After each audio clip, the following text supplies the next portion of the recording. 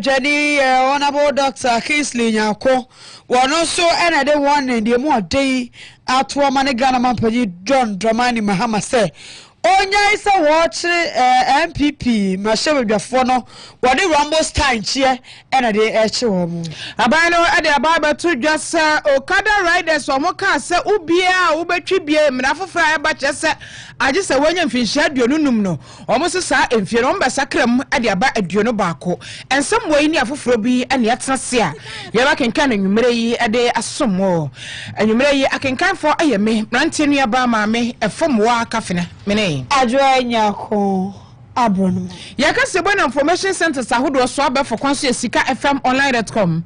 African Radio Modern Ghana Kasebe na mo Facebook Live. Sikka FM 895 Live. YouTube Sikka FM 895 Official. TikTok and X at Sikka FM. Yeja trakwa ne swaba na fensam no ebewrem. Sikka FM. Trakwan yen yakro 89.5 Sikka FM. Sikka FM, Trakawai, Yan Yakron, 89.5, Sikka FM. Sikka FM 89.5, yes, Suma Santimai. Sikka FM 89.5, yes, Suma Santimai. Yes, Suma Santimai, Ghana, Maya, we are seeing you. I can't wafei, Yewura, Sumimo, and Kasa. Ghana Mampani Abediache Dada Mampani Abediache Dada Dr. Haji Mahmudu Baumia Wale Adam Smith Baumia Jambai ya Mampani na nado danko kufa do bra no atia soro na eboni chidom se Mampani Abediache face so afimpino ani aduonu nan abato ayekoye no MPP amayokore Franka Kurafo eno no Mampani Abediache Dada Dr. Haji Mahmudu Baumia na wale ni MPP fo nyina penifo twetwo wuro ya womo ewomo womo sim ya chese womo eda Ghana fo nyina say thank you to ena chese womo kura na womo chese asenti adaso aye twese ne se ade nyina mo so yefo na ya wo ya sasabe wase na awuo so okuru na awuo so obanda awuo sadie na akwa wonkoya butu aguo da nyame ase ade nyina mo wudi ntwokura da nyame ase enti ewom se yakoto abayi afimpinu ne aduonu nan womudi ntwopa womodwie trofo a ebinsi da Ghana abakosemu na so ni nyina mo sade twasam ne kanti asaso modase enti omodo obade nyame ase da Ghana fo nyina se a reshemu no gidi amunya ya moto aba no ade ema ododo bi omunya ya bia omo chese omani so na sa thank you to no ase na womafiti ase ya Mampani Abediache Dada Dr. Haji Mahmudu Baumia Mr. Degeta wafra say ya wo kasa ne ensam de wo bibi pa wachire mo onanso wa atibi manfo ke kan kwafo kira dwen kwafo bone so bode za tretre so bone tri so sai MPP fo wi o mo hwe ye no wo no Baumia o wo no Baumia se muslimi ni why wo ya muslimi ni nti eno mo we ye tu baby a wo fre me kira ne kasa waka broni be kasa ethnicity eno ka ho bi enti no mo hwe ye nti na akwa wie se aso no ba wo mienti ana MPP wo mo hwe sa retro no ana Dr. Haji Mahmudu Baumia se bo mi nana enye sa na tie kra na mo de mo Ghana fo mo be hwa enhwehwemu ahodo ababonti nyina fa abato a yekoto ye hu ekire se enye mekasa meka enye baabia mefre ena enye sabi esoma me wo muntia esanse wo hwemu pa mra hyebedwafo no kura ya MPP mra hyebedwafo no emiamia ahodo bi wo hon ma saafo no omo ya Christopher na so me ya amafo kasa me muslimi nti me wi no mi nyamane bi eche wo mo a eye Christopher no enti enye osom munyi mu enye kasa munti ene ma me di ntwoni bia enti se no obi gina ba bi kase eye wonu Baumia ne kasa waka ene ne sumti eno MPP for di ntwa wase momontunwo ne no kura bi enim. When we finished the election, there were so many people who were giving different reasons for why we lost. So many different reasons, but people were speaking without data. And you know you can only speak forcefully with data. When you look at the reasons people were offering, one of the reasons people offered was that they said that they didn't vote for us because our presidential candidate was Muslim. Have you not heard that? Didn't we hear that? When I heard that, I said, this doesn't make sense. This is not the Ghana that I know. Because if you look at it, we went for primaries. We had 10 contestants. I was 1 Muslim, 9 Christian. But the MPP voted for the Muslim presidential candidate. So that could not be the case. So I decided to do some data analysis to test this hypothesis. And when you look at the data is very clear. In many constituencies across the country, the MPP presidential candidate performed better than the Christian parliamentary candidate. In many constituencies across. So it couldn't be if they were voting because of religion, I shouldn't be performing better than the Christian parliamentary candidate. Even my good friend, Ntim Fogio, who is giving a lot of heat to the government at the moment in parliament. Ntim Fogio is a reverend father in Ntim Fogio, as in South. But I did better than him in his constituency. So he did so well. I mean, he did and mobilized the votes for me, and I thank him very much. But if you look at all across the country, the fact is that there was no religious factor in the voting. It is only propaganda. There is no religious factor, and in fact, you know, we sought to see so many different institutions undertook research and undertook studies to answer the question. You know, you had our MPs, you had Konrad Adenauer, you had Global Info Analytics, you had different institutions. But when you look at it all, they all came to the conclusion that it wasn't an issue of religion, it is not an issue of tribe. Enti enye kasa waka enenye osuma owomo reverend enti mfojo wo sofo mu akra no wo bone homode eche reverend no chi ba mi agimai eda Ghana fo nyina se wo mo bo mo homode pa. The good book says, for all things you give thanks to the Lord. And so first of all, we want to thank God for bringing us this far. We couldn't have been here, and we know that Almighty God does things for a reason. There's always a reason, and we may not understand why He has made things go the way they have. So even in defeat, we are thankful to the Almighty God for how far He has brought us. I also want to thank the former president, my boss, Nana Addo Dankwa Akufo-Addo, for all the health support he has given me, making me his running mate 4 times consecutively. It's never happened in Ghana or Africa. And then his vice president for 2 terms. I'm most grateful, and he was very supportive of me in the 2024 election, and I will forever be grateful to my boss, Nana Addo Dankwa Akufo-Addo. I'm also very grateful to the former president, President J. Kufuor, who appointed me as deputy governor at the Bank of Ghana way back in 2006. And he has been my mentor ever since I entered politics, and I'll be forever grateful to him. I want to thank the National Council of Elders, national executives, regional and constituency and polling station executives and party members and supporters for their support and the hard work in the 2024 election. We, of course, decided to start the thank you tour at headquarters, to come here to thank the national officers and also thank the staff, the hard-working staff of the headquarters. There's so much work you do, and many people don't see the work you do because they are not observant of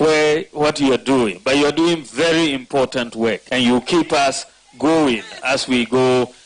in the field, going round. And so I thought that I should come and say a personal thank you to all of you. You've been very, very, very supportive. Dr. Alhaji Mahmudu Bawumia and Wardas Yanway to Edwa Moko Ghana Yida wo mo kwesu on ba bi nsam on be bia yenso e be ma maso ate yada so ewo NPP amanyoko no thank you to no a wo mo efrase ene dai ewo mamanyoko no headquarters ewo enkran na obanyi ba ko no so kasa ye ewo dwumadie na se ye trofo panyi ade ema amanyoko no ye Justin Frempong Kodua wono so edesem atujana ne sem nyina da enes wono de wo gina MPP amanyoko no national executives nyina na mu apa Ghana for de dikan achew ene afa MPP amanyoko ni manyina so omo apoma chom wo se wo bia obibi a enu nti abato no wanyu yem ankoka ho anto amankunim ni ama no se etwa mawie de amuade ni so obia ma muane ni nko na afa wo mpre enko mani manu nti o gina amanyoko ni panyifo nyina na mu e de achewpa e de ama amanyoko ni mani afa Ghana fo nyina se de obi de ye wo ehye omuo ti obi ti awo na so enu ehye omuo anu ti no wo so wanya wa fo mu de ama amanyoko no ani nkunim no eni adawo mafache na mu nyina mu sanka mbom sa MPP amanyoko ne ma na mu komanim yentie yera Justin Frempong Kodua. To our supporters, to Ghanaians who were disappointed with us as a party, as a government, because of certain inactions and actions of our party and our government, we have heard you, and as a party, we are reflected on everything that happened during our tenure of office. We know we did our best in terms of infrastructure, in terms of policies, but we didn't get everything right. So to everyone who hears us, who watches us, on behalf of the National Party, we want to say we are sorry for the disappointment that we had. But we can assure you that we have learned our lessons, and the restructuring that is going to happen in our party will make sure that the new patriotic party comes back on the right road, and in 2028, when by God's grace you give us a mantle, all the wrongs that were made will be corrected for us to have a better government under the leadership of a flag bearer that we will select. Ene eti ye Justin Frempong Kodua ne eti so no so Ghana for any MPP amanyoko no manyina achewo wie ye and was also a Kase3 Ghana Mampanyi John Dramani Mahama Jina Yanwa was yes Chief Justice Mame Gertrude Asabato Kono one call and continue few man suspension no and also Kase3 The uniqueness of this year's thank you tour is that it's not him himself as a flag bearer who is embarking on the thank you tour, but he's doing it together with the party. And this is something that we want to show appreciation to the former Vice President and immediate past flag bearer for recognizing the need for us to move together as a party in the thank you tour. Again, he has also led the process and the charge for us to invite former contestants or those who contested with him in the parliamentary primaries to join in the thank you tour. It is important that we show unity as a party. So on the thank you tour, you should expect to see all the flag bearer aspirants who contested with His Excellency Dr. Alhaji Muhammadu Bawumia to show that as a political party, unity indeed lies strength. As you are aware, not long ago, Professor Michael Quay's committee submitted their review report. And after they have submitted their report, we did a press conference to explain to the rank and file of our party that we are going to study the report, and all the recommendations captured in the report will fully be adhered to. And once again, I want to reiterate the point that all the recommendations in Professor Michael Quay's report will be fully adhered to, including the famous page 66. All of that will be adhered to. And Justin Frempong Kodua one extra 4 penny a day Emma MPP Amanyoko. Mametwa kasebone soe na yengura ensem fufro emu.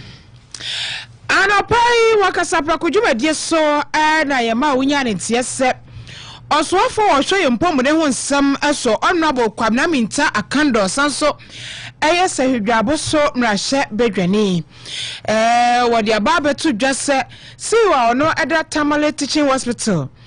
papa yayi nadi ni nyira nsema hodo bi a ekoso ehonum nyira ntia ni nyira ene se wobi yade a wokwakoje ayahwe ehonum ne sa niema bi a enya dwuma ventilator ya enya dwuma ewo asopiti honti wo ya akro no efemu eto ananum ewonse do mehonsam ebe ye yompo enuachi honorable Kwabnaminta Akando ebo anan ekwo asopiti wo wa bra wa mo amanie wa mo asupiti no ampanifo amanie ya si wo kura no onim se minister beba ho na minister koye wo koye afei wo kwakọ se de case ni sitie ne se de emfidi ahodo e de ya adwuma asupiti wonom no esitie ko san obi se bisai no na papa isi we ni nsem bi ensisi so ama chese koye atwuma mentwe kakra e wo ho a ko wi ase no de akwakodo nyina ne se Dr. Adam Atiku eyinadi na semi baba to bontin Ghana Medical Association for HSE de akoso no anya de so manije ho kra titu ne kwan fa so a Dr. Atiku enei yayi na din wo mani anye ho kra ya tempo se Ghana Mampani John Dramani Mahama abo Dr. Abubakar Bawa Abdullahi din sa wono ana wonkonko yesiwo efa ema Tamale Teaching Hospital papai wono aye senior official ewo University for Development honomo ena papai wo UDS no wona sese yabo ndin se wonko yesiwo ewo Tamale Teaching Hospital na Ghana Medical Association for omude krata tententen ababontin se ekwan a yayi papa no ade Dr. Bawa Abdullahi ababasha nan no enya de se wo mani eje ho kura wo mkasa eritia na Ghana Medical Association pania wono akasa ye omo general secretary no Dr. Richard Salome wono ena de to dwa ochese ekoni nyina enya de se wo manije de asie e Tamale Teaching Hospital no eho. Don't conduct clinical audits or audits of patients deaths in the media space because it can easily be misconstrued and exposes the staff to various personal and psychological risks. And the facility itself could be laden with suits for issues that may not actually even be correlated. And so we felt that how he was treated, shouted at, essentially belittled in public is not at all the way to go. Health workforce constitute a major force in any policy implementation, in any change management that we want to see in the health sector. And many of our health workers are working under trying conditions, breaking their backs, overworking in many circumstances. Indeed, yes, the minister acknowledged this at the end of his interview and talks about that, yes, they should still do their best. In the particular instance where a person needs to be on the ventilator, the best that he's asking to be done is for the person to be on a ventilator. Aha! Enti wai aye chocho for penny at the Ghana Medical Association said ye Dr. Atiku yeti tiano na sabni da social media ni adeno enyade so omani je ho kra Dr. Richard Salome ena yeti ninken ye ko da so ma share bejani anabo Dr. Kingsley nyako akache na wono so ena de kokobon samwedie mu oden no de Ghana Mampani John Dramani Mahama wose Mampani ba ye efie nai pe wona ni mu a oba bebu amanyi ene MPP emra share bedwafo no obeso wo chiri obi a won de Rambo style ena kokko chiri ni pakro no wose eche bia na NI before etu wo mani edi esi Reverend John Ntimfodwo so na nya no so kwani ko nyina do mo sore anu mo te so adan yo mo kwakope no ache no enyu ono ko MPP mrashe bedwafo nka ye foforo bi so eka ho na no nya focus nya ko se won de oka chira ban na Mampani John Dramani Mahama edi ani mu no se Ghana ya wa mamre de ye adwuma ade a wo ye bia esre no afie na ne edi nanim no ora se mra no ebe ye adwuma MP chie nyina da ka ho so pese o chie mpia on hye se de amamra 1992 constitution no etre ansan wotumi achire mashe bedwani bia na wonya se wode Rambo kufu style no ene echesu omo ache wo mo no honorable Dr. Kingsley nyako intino Emfa Kabisem emu omano e da Kabisem ebu omano we can survive but say the bodia anka conformsem no nobody can form a government forever and you know we should stop this rumble style intimidation patriotically be that Mr. President enough of the Mediterranean tyranny their cause no because NDC has majority in parliament overwhelming mandate of the people Kabisem family nyajuma tete fa ho so they should stop that they should govern effectively Gana yan sign this country in peace because what your man in peace and na wonya adwen etimi adia eboade puntoba yan kan tejo mahama say Ghana for to ba man say omra no be boana ya system entumpon so ka che also ba ne ho aton wanka say oba aba tata amanfo abeyi emofo emadi tata nkofo Chief Justice so we no feel you want never bia is that how we should govern and can say oh my Ghana no Ghana for dimini and their shenanigans only Ghana for ni na also your Ghana for no you should create jobs for us mbwana masim ka say dum so no or say no man jai on pay juma mabulu no what I say 24 criminal council you who the he should operationalize all these things. John Mahama the president must be told that or say man no I done here let me say military academy and I think say graduation and occur na wash military uniform na social media. Can you imagine? You can say or no the commander in chief or the Ghana forces atena eshena or the omodi display no and the Janabesho Botomana and the is commission Botomana and I'm the Diana. That is not his mandate. His mandate is not to say or share and atari Ghana share na heading Ghana for the free and Ghana for say oh your man penny wana or man to mintumpo me bana wana yenya jumanye wana dum so esonte wana koko for koko for farmers no omo koko no sika so munya no so munya that is the mandate so until so these cosmetic things no I know they wow Commander in Chief Ghana Mampanyi John Dramani Mahama Honorable Dr. Kingsley Nyako no den krabe brama no o commander tane no na no ko shey ni nyina o se costume no ne hia ni ma bre ha o so na ye o keka be bra kirewo enti kwara so ma shebedwani ne etse so no so den krawe e ma Ghana Mampanyi yare kasra no ewura nsam foforo mu na abaye otakonwa so e ansa na oba beba kra no o hyebose oba okada business ye de mrabe toto ho na emaburu na twi okada no na chese wo mo de aye commercial te se de atwi trotro ne taxi ni ade ya okada so be ya dwuma Ghana hanom ni ade ya na ja emaburu ni so anya dwuma aye nebom omo de mra ebeto ho tienche bia ana wosofa wo no ehwe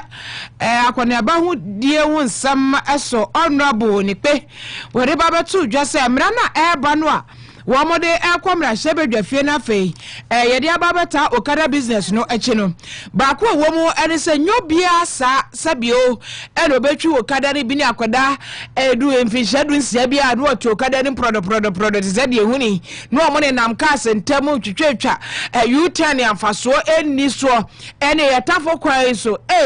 emfifi ho nyina ayo omo de asa chinchina atwan ye emfifi ne de ma okada ama ubi wa ma na amfa mfifi otumi di watem kura sasa wamudo mu ndida aso wondida aso dabi oba be fam fifi ho be kroso wanim sisia nyame anya wadoma na ahwie ni pagu anaso wono kura nipa na odo omo nam na wo kobo mato atwene enti papa yi ehire nse ansa na betumi atwi okada ni bi no emna foforo no a eba ne sa agese wodi mfinhye aduonum 25 years so waso adwebo wanyini wapre obon enti ubetumi atwi okada ni bi wadi batu Japan wakada Brothers Association babontika so mrana mode bandi enkeyo ni yie mo na mom emfie no na ekwa ni mododo 25 years die na chese mabura wotwa wo mo agufo mo a wo ntumi nyo okada ni bi ne do so pa basa seria ye gina kwasi mintima so da ho ye nko ba bia unemployment rate no siri abakoso ata ho no mpojo saa enti ebe ya nkomunya hu bibi kakra na wo so afoyim Joseph Nikpe Bukari kandi ho wode ababeto dwasa omukura matenase ahwemu ampo ade ne ko 25 years ya ahwe ya mabunu dodo no wo munya adwuma ya siri abakoso adoso nti wedie Womo yes akremu na enfie no womo de free 25 na sane aba fam aba besi 21 etiwe no unya mfinhia aduonu ba ko a emra foforo nso obetumi atwi okada ne bi yente se de Honorable Joseph Bukari Nikpe din sem ne to dwai. Our laws indicates that before you can do any commercial business you should be age 25 and we cannot take off Okada riders alone out of that law. And so it has taken us back for me to prepare and send another amendment. And so I have presented it to Cabinet for us to look at how we will look at the age in general for commercial purposes and bring it down from 25 to 21. Because within the stakeholder consultations we have had, everybody is recommending that we should look at the age limit of 25 and bring it down to 21. So I've just submitted a memo to Cabinet, and very soon, if it is approved, we will take it on board so that the law will be amended in that totality to also reduce the age of doing commercial business when it comes to driving and motorcycle riding. Entiani eti ye swafo a wo hwe akwanso kusakusadwuma die wo nsem eso akoni abadi akwanto ho nsem Honorable Joseph Bukari Nikpe enono na chese nye Okada riders ne nko na oyi wo mo afiri mu na wate emfie ne so na emom emfie edi a obetumi twi kai the word Sikka wo twini commercial purpose wo twia jisika wo de ye na adwuma se wo dra ni na adwuma wo ye ne dra ni sa mra ni nyina mra kuku fam ni nyina da ene ye tam ni nyina ne ya sakra mu na ene ye de aba besi mfinhia aduonu ba ko nti ebe kakra wudi mfinhia aduonu ba ko a wo betumi akogye license atwitrotro na wo de apesika agubutum kase ne de asi ye ko Facebook ne so Ajama yoko Facebook leso na yemfa yetifo so comments kakra entwaso weye Yakubu Dombote ofenso enwowo